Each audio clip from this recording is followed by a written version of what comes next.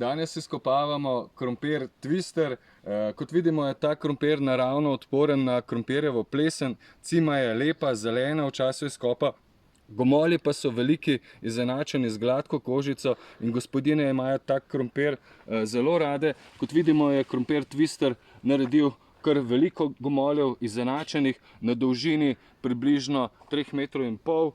Smo pridelali kar eno gajbico, 2, 3 gajbice krompirja in še nekoliko več. Nekaj pa so nam ga pohrustale tudi miši, zato smo nekoliko pohiteli z izkopom.